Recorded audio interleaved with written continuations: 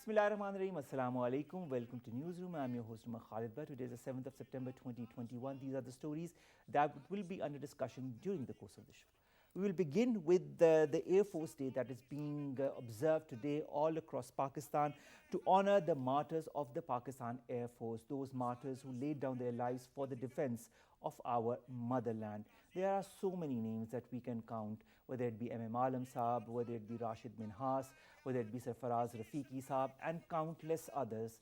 They laid down their lives for the defense of Islamic Republic of Pakistan and never thought twice before going down against the enemy and thrashing all the evil designs of the enemy. This resolve continues in the Pakistan Air Force even today, and this is what we're celebrating today in the form of the Air Force Day. This is going to be our leading segment. Then our second segment, ladies and gentlemen, concerns Indian propaganda and disinformation campaigns against Pakistan, whether it be the EU Disinfo Lab report or it be the latest that has emanated on the Indian media that claimed that Pakistani jets were taking part in the offensive in Panjshir, which was a blatant lie because the images that were shown were from, in fact, a video game. And of course, these are reports that India has been trying to propagate, not now, but since a very long time. It also happened before in Balakot when false claims were given by India. And this is a series of events and claims that India continues to perpetrate in order not only to malign Pakistan, but order to continue to put it in a bad light on the international arena. This is going to be our second story. Then we'll be talking about Afghanistan. That is being said has a right to be recognized. Taliban spokesperson has urged the international community to reopen the embassies in Kabul. Now that Panjshir has also been taken over by the Afghan Taliban, they are saying that it is time that the international community also now realizes that the Afghan Taliban are the one in power, and of course that they should reopen their embassies across Afghanistan. And of course they are ready to work with all of the international powers that be. These are the stories, ladies and gentlemen, that we'll be discussing. Let's come with our fourth story, begin with our first story of the day, and that concerns the Air Force Day that is being celebrated today. On the 7th of September every year, we celebrate the zest, the passion of our fighters of the Air Force. More in the following report.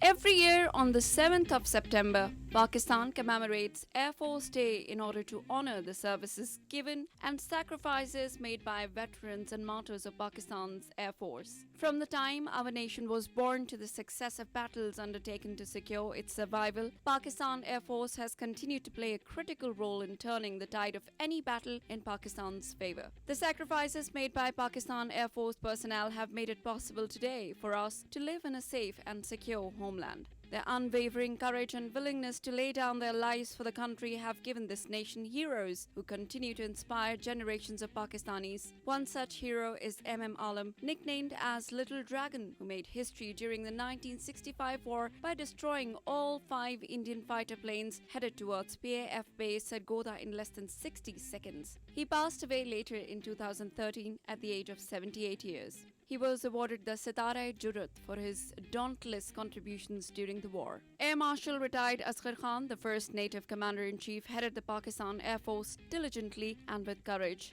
Khan became the youngest head of Pakistan Air Force at the age of 35. With his leadership capabilities, late fighter played an integral role in transforming the Pakistan Air Force into a modern air force. Asghar Khan will always be remembered for a historic contribution for laying foundations of a strong Pakistan Air Force. Air Force Day is celebrated all across the country with great zeal and fervour. We commemorate this day to recognize that Pakistan's Air Force continues to soar high and make the nation proud.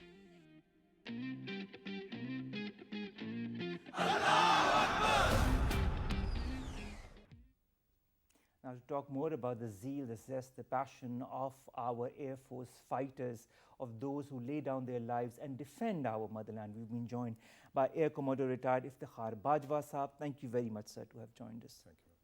Sir, when we talk of the Air Force, the first thing that comes to your mind is passion. Then, of course, the drive. Then, of course, the fact that they are the ones who defend our motherlands, the first line of defense in any case of war or aggression by the enemy. Two wars, 1965 and 1971. Our Pakistan Air Force played a wonderful, a very strong role in order to thwart the designs of the enemy. When you look back, sir, at all of those years and all these two wars, what is the first thing that comes to your mind? You've been part of the Pakistan Air Force. What is the drive that goes across the forces and, of course, the officers of the Pakistan Air Force? One word, simply professionalism. Pakistan Air Force works in a very, very professional way, regardless of what faction one works in. So our pilots, our technicians, our engineers, or anybody who works, we expect and we work with absolute zeal and with absolute professionalism. That gives us the edge to be the best in the air. And about 65 war and 71 war, we don't want to go into, I would not like to go into the very detailed discussion, but simply both the air battles, with absolute clarity, Pakistan Air Force won both the air battles. And we were lucky to have some excellent pilots, and we were lucky to have a very, I would say, a fine blend of commanders, Air Marshal Asghar Khan, Air Marshal Noor Khan, who gave this Air Force an excellent impetus to be the best of the best air forces in the world. And it is acknowledged informally and formally also by many other air forces who consider themselves to be the best. They don't take Pakistan Air Force as light. They grade the Air Force, Pakistan Air Force, to be the best, one of the best in the world. Bajwa Sahab, you met MMalam Sahab more than once. We were talking about that before the show began. Would you narrate to all our viewers who do not know who MMalam was and what he represented? What was his personality like? You must have talked to him about the 1965 war.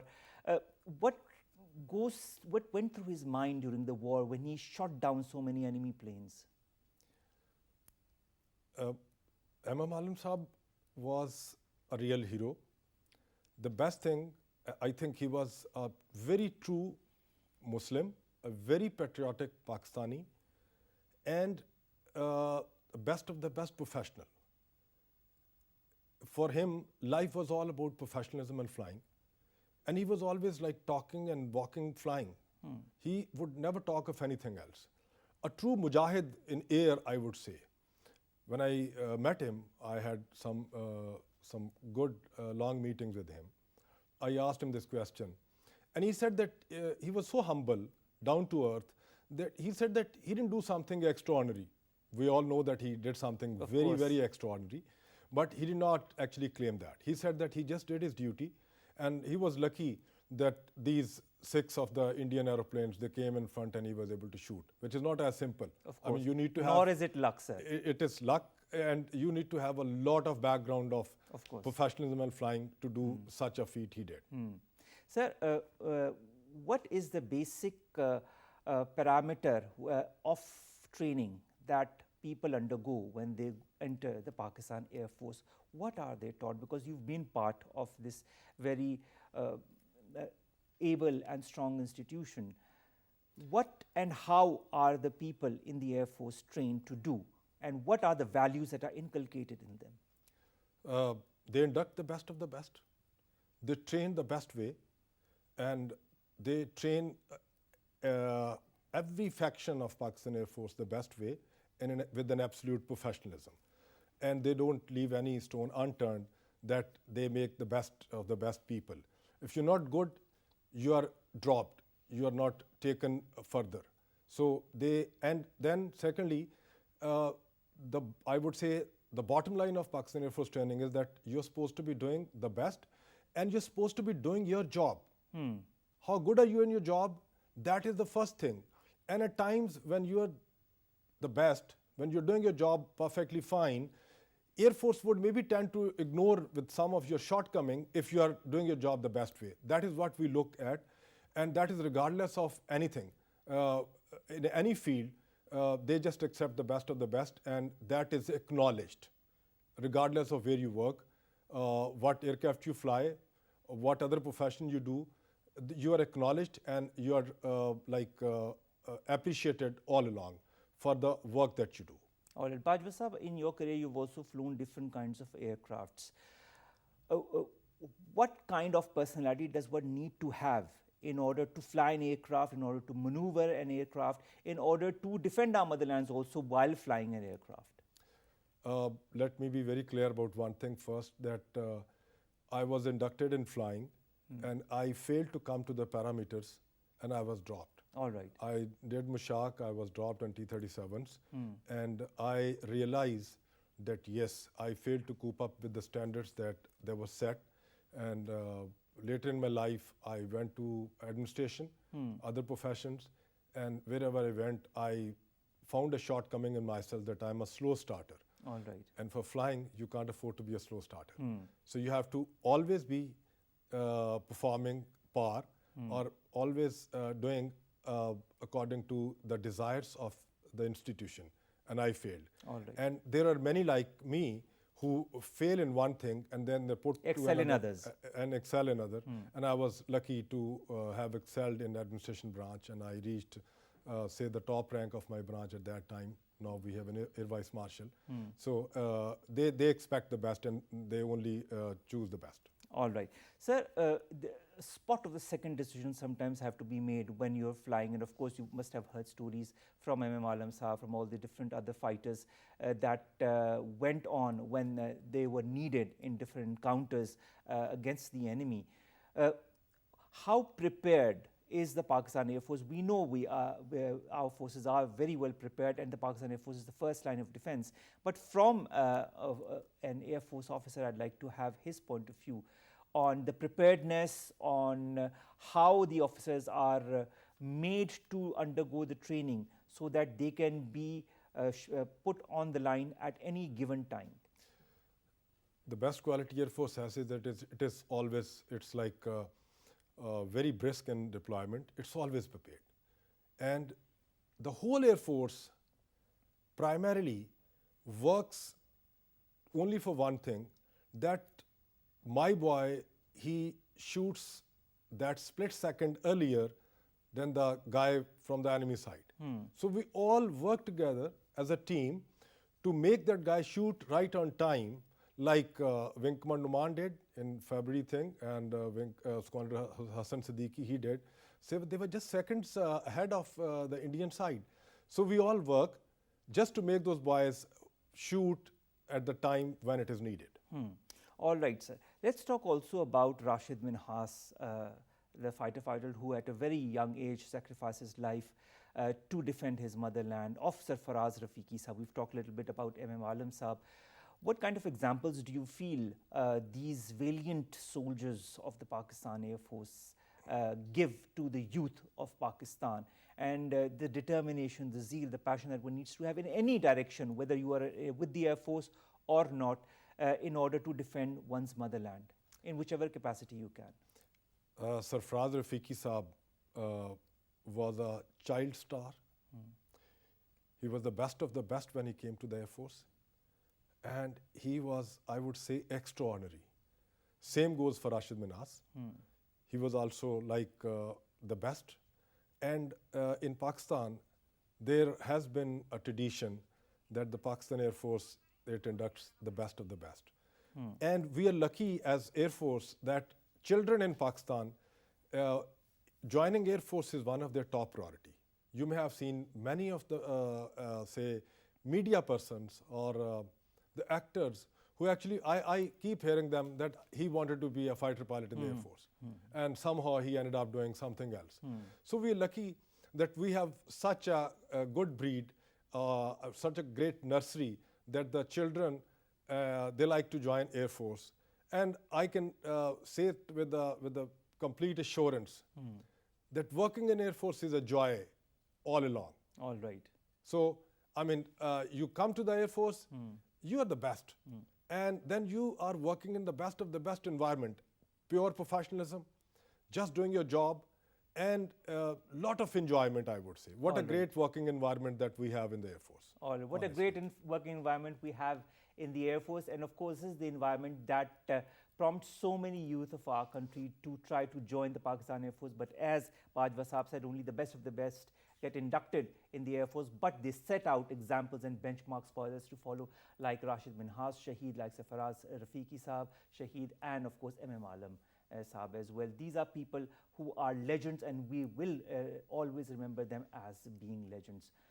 Let's go to our second segment, ladies and gentlemen, and that concerns the Indian propaganda and the disinformation campaign as far as Pakistan is concerned. Nothing new there, whether it be Disinfolab report or the other reports or the latest report that has come out, as far as even imitating a game in order to perpetrate the insinuation that Pakistani aircrafts were taking part in Panjshir. More in the following report.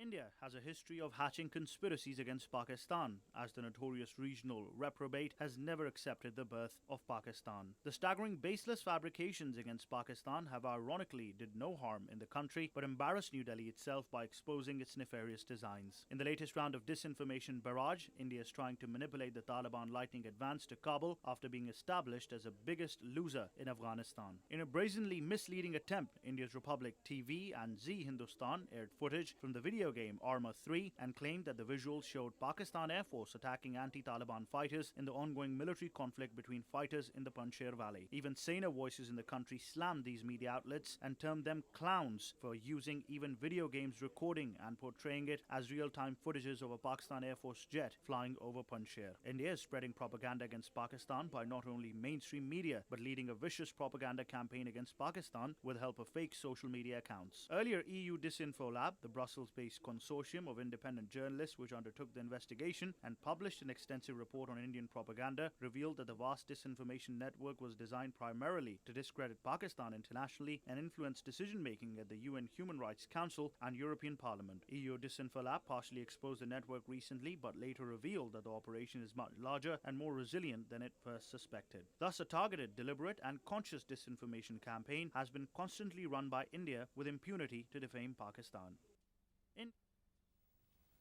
Now, of course, this Indian propaganda as far as social media or media is concerned is nothing new. We've seen it in Balakot, we've seen it in the past, we've seen it in 2018, and we continue to see it in the Times Now report and all the different Indian media that reported that the so-called Pakistani jets were taking part in the offensive in Panjshir, when in fact nothing of the sort was happening and the images were from a video game. We have been joined by Dr. Rizwan Naseer, who is a foreign affairs expert online, and of course Iftkhar Bajwa Air Commodore continues to talk to us online in the studios. Let's begin with Rizwan Naseer Saab. Rizwan, tell us a little bit about this continuation of Indian propaganda, despite the fact that they know that it is going to be revealed or found out sooner or later that what they are saying is based on falsehood. Why do they continue maligning Pakistan in such a false manner? Thank you, Omar. Actually, I would like to refer to, you already showed in your introduction the video, which is the black or the dark face of Indian propaganda. He was mentioning there was very organized propaganda campaign against Pakistan for the last 15 years. Now, this is a time what is hurting India.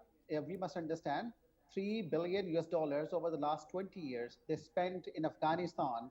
They were trying to build roads just to win the hearts and minds of Afghan people, so-called, just to insecure Pakistan's western border. That is sunk badly.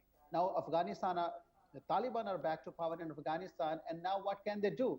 Can they say for the last 20 years their master America could not achieve any desirable ends in the Afghanistan?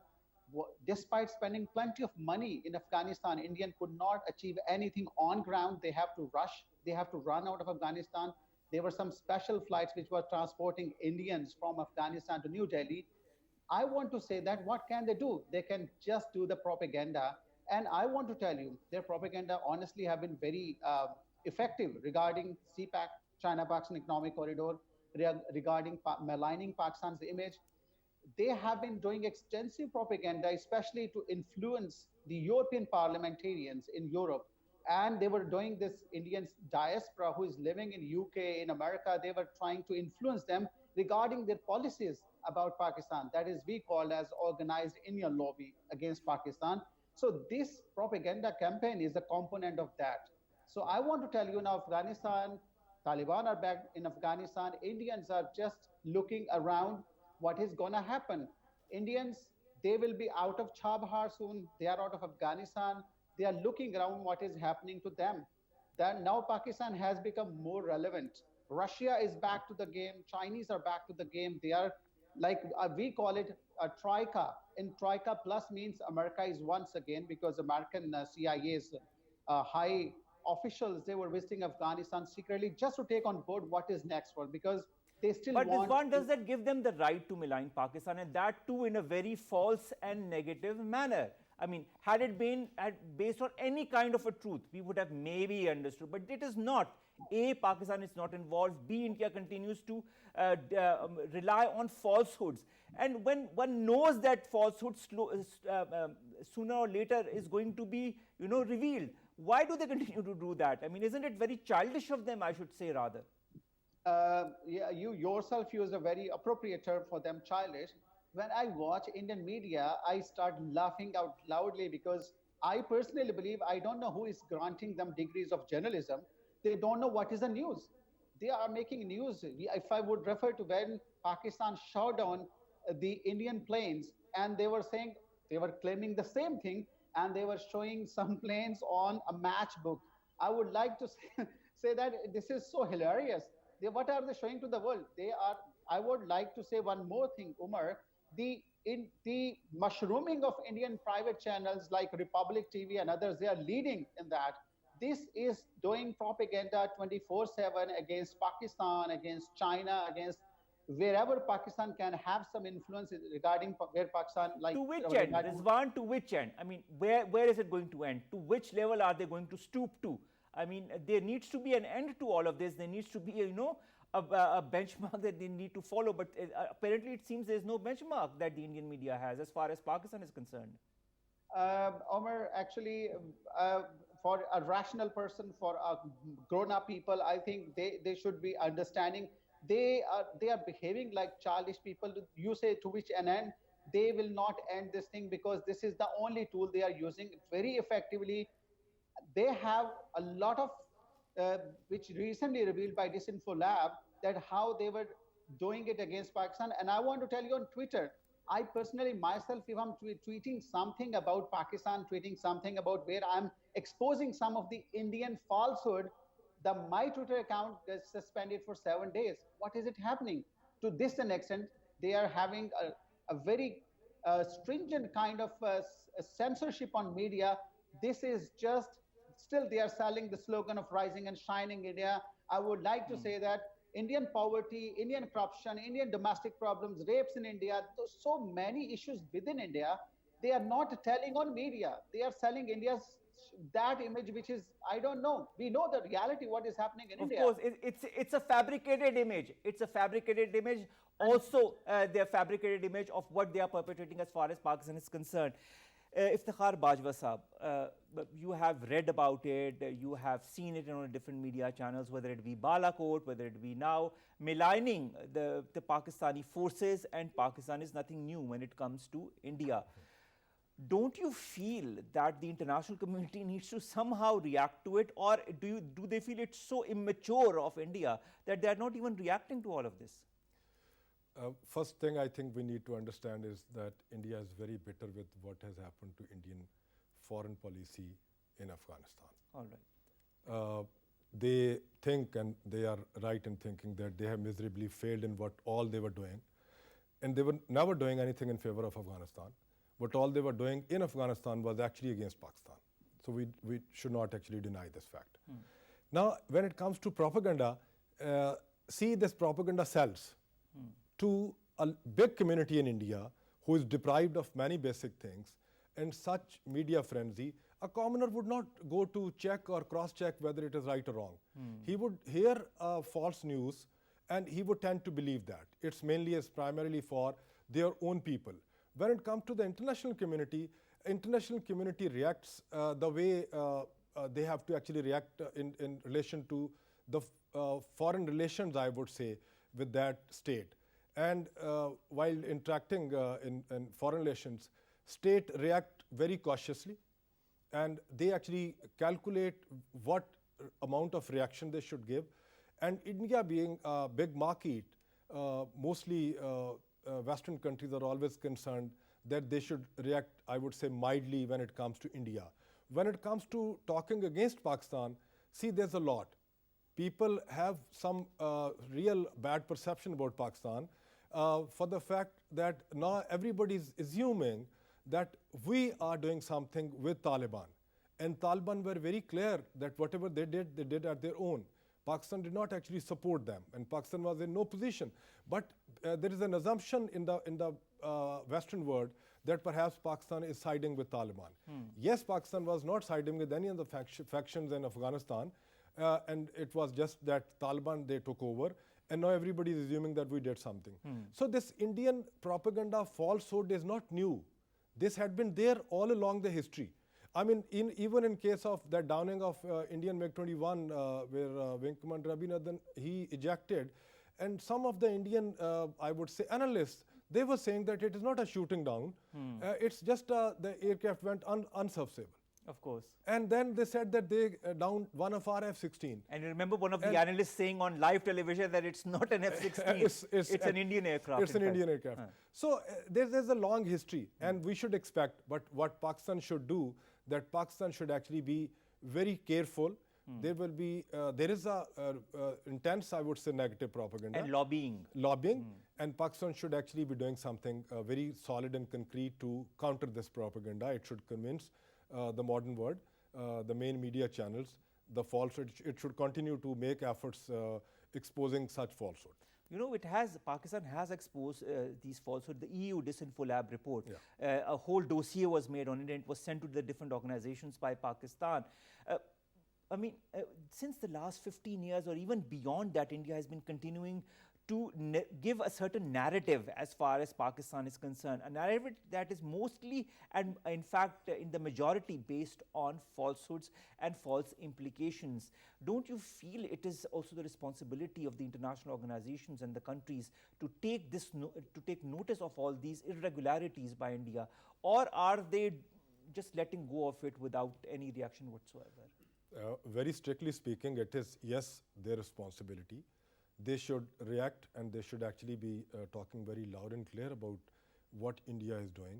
But as I already mentioned, that they're always very careful when it comes to interacting with the state that they have some huge business with, or it's a big economy and they have some common interest.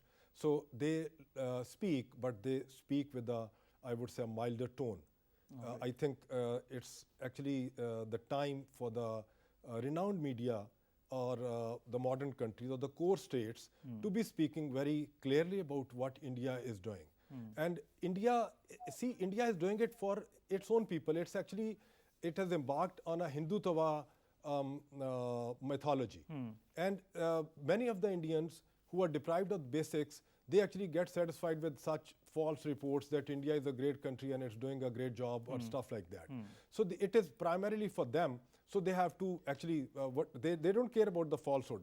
They just are concerned whether they're successful or not, and they think that they're successful. And we as Pakistan should be countering this falsehood in a very positive and a firm way. Exactly, and I think that's very important. And not only is Pakistan exposing it, even the international media now is exposing these falsehoods that are being perpetrated by India on so many different accounts. This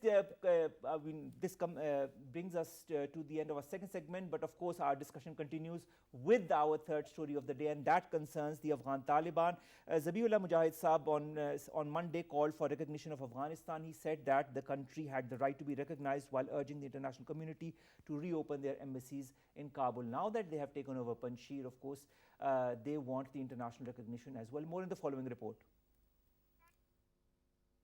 As the world is coming to grip with the sudden change of regime in Afghanistan, the strategic ambience of the region underwent dramatic shift with the emergence of new power brokers and transnational threats. The Afghan Taliban leadership faces huge challenges internal and external adversaries, internal dissensions and divisions, and the need for international recognition. Addressing journalists at the press conference, Taliban spokesman Zabiullah Mujahid emphasized that the international community should open their embassies in Kabul as the country has the right to be recognized. The Taliban claimed absolute control over Afghanistan after capturing of the Panjshir Valley, the last remaining enclave of resistance against their rule. Following their lightning advance in mid-August over the former Afghan government security forces and the withdrawal of US troops after 20 years of war, the Taliban turned to fighting forces defending the mountainous Panjshir Valley. As the Taliban claimed victory on Monday, their chief spokesman warned against any further attempts to rise up against their rule, with urging former members of the security forces to join their group's ranks. The Taliban published a video of their flag being raised over the governor's house in Panjshir, underscoring a historic win that has seen the anti-Taliban bastion defeated for the first time during 40 years of conflict. A day ago, Ahmad Massoud, head of the National Resistance Front of Afghanistan, had welcomed proposals from religious scholars for a negotiated settlement to end the fighting, according to a news agency. Panjshir, a rugged mountain valley, still littered with the wreckage of Soviet tanks destroyed during the long war in the 1980s to oust the Soviet presence, has proved very difficult to overcome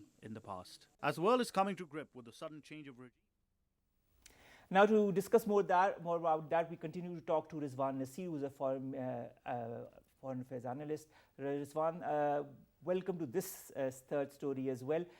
Afghanistan, Afghan Taliban taking over of Panjshir, and now the request for international recognition by the Afghan Taliban. How long, in your point of view, will it take for the international bodies and the important countries to recognize the new regime of the Afghan Taliban?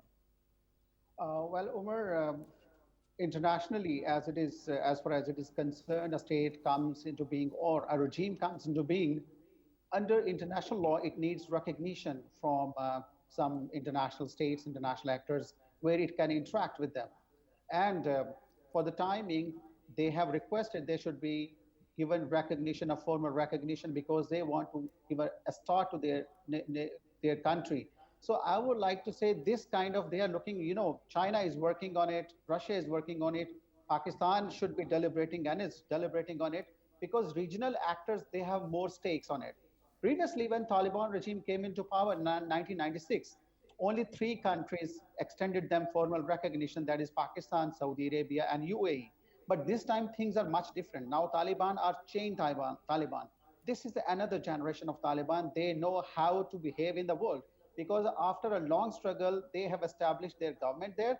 Now, I would like to draw your attention to a very pertinent point. International media, especially women journalists also, they are reporting from Afghanistan, which reflects Taliban, those Taliban which were actually demonized, were portrayed as demons.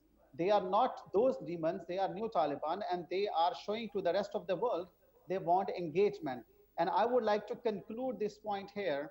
If the world, this is a chance, America is taking it as a challenge. If America engages with Afghanistan, America can change this challenge into opportunity by engaging, because a broken Afghanistan, a poor Afghanistan is dangerous for America again, and a better Afghanistan, a stable Afghanistan is better for the regional stability and security, as well as for the international community as well.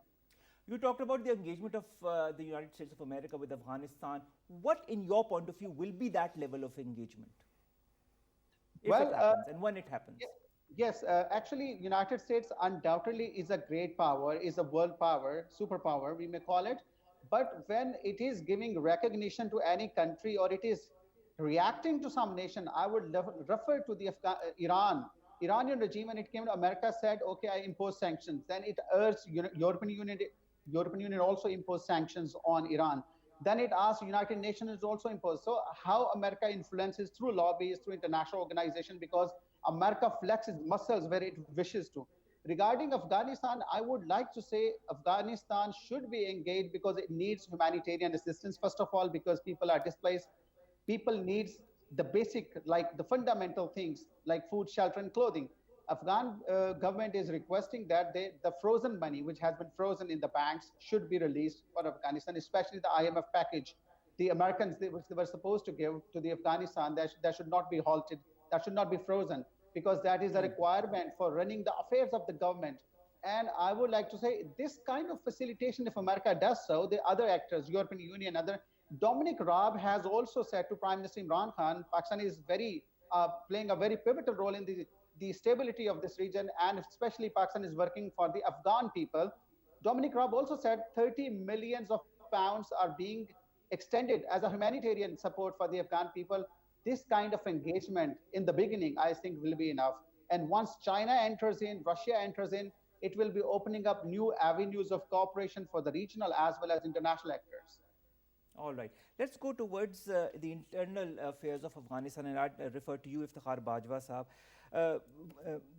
Of course, the representative of the Taliban, when he gave a briefing to the media, he also said that any insurgency against their rule will be hit hard. He said, and I quote, "The Islamic Emirate is very sensitive about insurgencies. Anyone who tries to start an insurgency will be hit hard. We will not allow another. Also, anyone who picks up arms and starts another resistance, without any doubt, will be our enemy." Is this a very strong sign to all of those who are trying to create an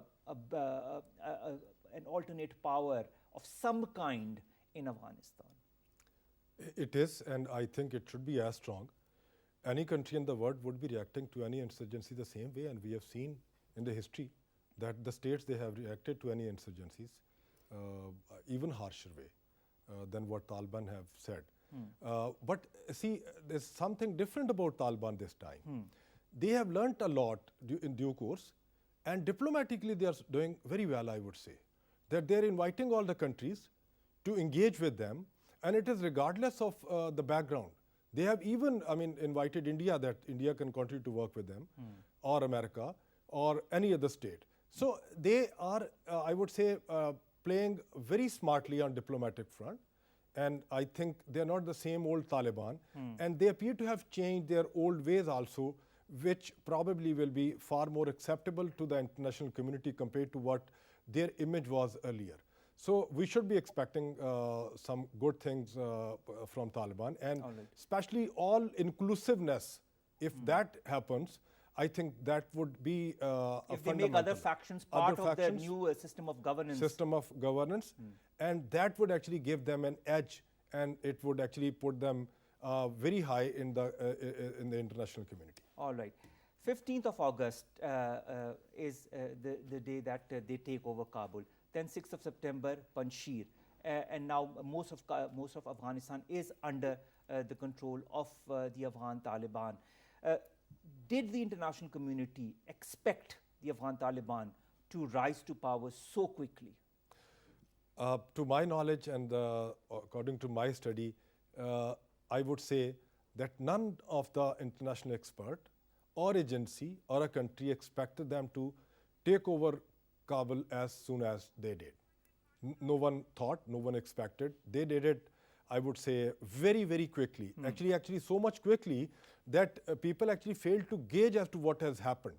And because of that, I think it came to such a limelight. Had it not been like this, I think if it was done in a very slow way, it would not have actually taken this much of hype in the international community as it has taken now. All right. Rizwan, Naseer, last question to you.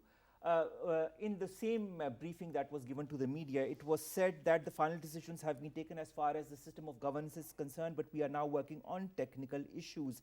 Also, it was said that an interim system will be announced to allow for changes. How long do you feel, Rizwan, before an actual system of governance is revealed to the world? Well, Umar, actually looking from a bigger lens, if we look at the Taliban and Taliban's, what are they working? They are working on war footing. They are announcing. We should not be expecting that a neighborhood government which just comes to power, this is doing revolutionary things so easily. It is still in the process of formation. And formation may take 6 months to 8 months, which is depending upon, because they need to find the ways how they can deliver. Regarding appointing people, they are working on it. They have the major slots or major portfolios they have announced. Regarding international engagement, internationally, they should be actually looking at the world. Afghanistan people, America could not do in 20 years, could not deliver in 20 years. These Taliban, only the previous regime, I would like to refer from almost 6 years or 5 years max, from 1996 to 2001, they gave social justice. Now this is what I want to highlight is the educational system. Our education institutions are open. Women are going to school and colleges and universities. Yes, there are certain limitations what Taliban have announced. The routinely work is ongoing. I'm seeing that the Taliban are going to surprise the world. They are going to surprise the world. Regarding neighborhood, I have just one concern from Afghanistan, that Afghanistan becomes stable, it has a positive impact on the border of Pakistan. An unstable Afghanistan had cost Pakistan a lot more, because historically we have been hosting millions of Afghan refugees. We gave economic aid, we hosted them, we did everything for them. If they are stable, I think we must be happy. Our neighbor, one side is Of course. established. We may have a cordial ties with them, given that what government decides in the parliament, that is subject to that. But I would like to say, Taliban, they are working deliberating on it, and once again emphasizing the same point. The world is going to be surprised, because as they did, they took over so quickly. Even Biden himself was saying there are no chances of the Taliban coming back to power, because we have well-trained, well-equipped Afghan forces who are more than 300,000. But it turned out to be very wrong. And for me, I conclude my point here. Taliban are going to surprise the world leaders. Just like you said, Joe Biden talked about an assumption that was proven to be wrong by the Afghan Taliban. Let's also hope and expect that all the other wrong assumptions that the world powers have about the Afghan Taliban will also be proven wrong in the times to come by the Afghan Taliban and the system of governance that they will put into place in the days and the weeks to come. Pakistan, of course, has played a very, very important role in all of this, not only before in the peace talks between the Afghan Taliban and the Afghan government, but also now. And of course, Pakistan believes in an inclusive form of government, and we also hope that we will see that, inshallah, in the future. In Afghanistan, a secure, stable Afghanistan means also a secure, stable Pakistan and a secure region. Thank you very much, Rizwan, Naseer, to have joined us for today on this very important topic that was, of course, on regional affairs. And thank you very much, Iftkhar Bajwa Saab, to have not only talked about the importance of today, that is the Air Force Day, but also the role that the Air Force has been putting, whether it be to defend our countries, and also in the whole context of the Indian propaganda, and how the forces in Pakistan are trying to negate all of this false propaganda. Thank you very much, sir. Ladies and gentlemen, what is important to take out of it is not only the role of the forces of Pakistan, whether it be the Air Force or the Army or the Navy, but also the fact that our people are also resilient and we understand what is right and what is wrong. Also, we hope for an inclusive government in our neighborhood, Afghanistan. A peaceful Afghanistan can only lead to a peaceful region. Allah Hafiz, we'll see you tomorrow.